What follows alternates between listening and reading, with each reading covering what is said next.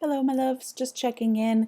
As always, I am showing up to share various parts of the writing and publishing process to support you all the way through, okay?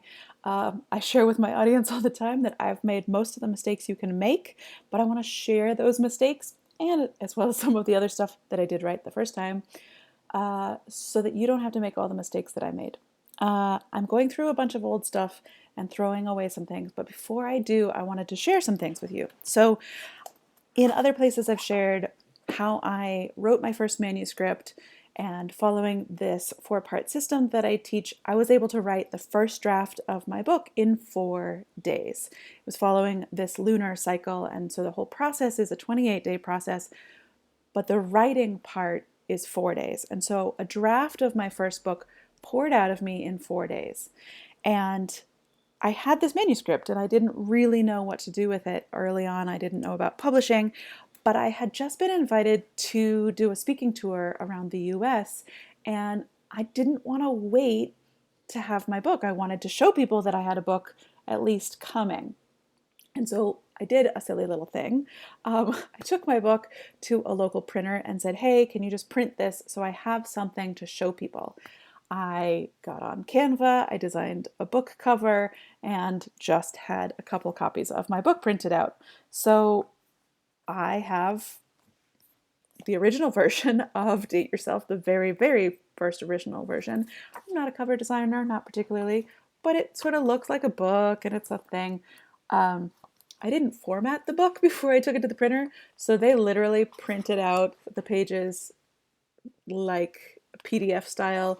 So this is a whole computer page crammed into tiny little font on a page. So I didn't have enough to sell. It was a rough draft. I'm really glad I didn't have any to sell.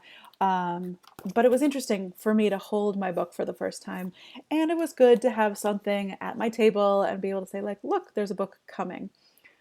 However, this is very much not the book that I published. So I am going to throw these away eventually. Actually, right now, I'm going to throw them away, but I wanted to share this with you. I learned a little bit in the process. I learned a lot. If you showed me this book cover right now, I would rip it a new one and tell you all the reasons why it's not a great book cover, as well as you do need a professional formatter or at least a formatting software to make your book legible and beautiful. This was rough, but it was a beginning process. Okay, so this is part one. Then, after lots of editing and a professional formatting, a professional book cover design, I got this far. Okay, and so it says not for resale, not for resale. Okay, this is called an author proof. You need an author proof for a lot of reasons before you actually put your book out. Here's the final version. Let's see, let me grab one. Okay, this is the final book. Okay, but an author proof is a really good idea for a couple of reasons. I don't know if you can tell on here, but this first cover, the color didn't pop at all. It just sort of looks like poop. So I took it back to the designer and said, hey, I just need you to bring out the color a little bit. And they were able to shift it around. So I didn't have a whole bunch of copies go out looking terribly. The back cover also, guess what? We caught very late in the game, we caught that the book description had one sentence in there twice. Oops. Okay, but it's really, we didn't see it over and over and over again. We were looking on the computer, even looking at the cover specifically. It helps to hold it in your hand. The other reason I do this is because then I read through the book and made a bunch of more edits. There's something, again, about holding it in your hand that feels really different. As well as when you're promoting your book, if you can hold it, it's better than saying, hey, I have a book, it's coming, it doesn't exist yet. You can hold an author proof and say, here's my book, okay? It's psychologically, it does something for you when you can see your name and your face on your book. Promotionally, it really helps to just have a picture of it and to be able to hold the tangible thing. You can read from it, all sorts of things, as well as editing and just making sure that it's a decent thing before you put it out. I am going to throw this away. And which one else? I'm going to throw the other author proof because I don't need it anymore. Okay, it served its purpose. There it is, but I don't need it anymore. Same thing with these cute do-it-yourself at-home books that I put out.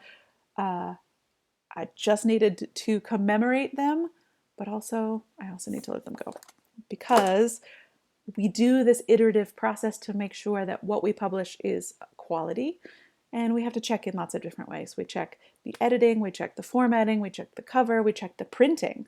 The author proof is largely to check the printing, but I find, and a lot of our authors say, that they'll see errors in the text that they couldn't, even the editor and the final beta readers, we don't see it until we're holding it in our hands. So that's just a fascinating thing.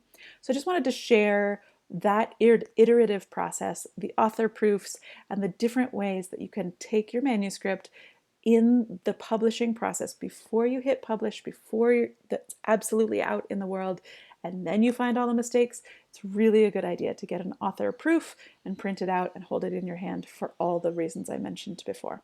Good luck. If you have any questions, as always, let us know. We are here to support. We are on a mission at Red Thread to support 10,000 women to become published authors.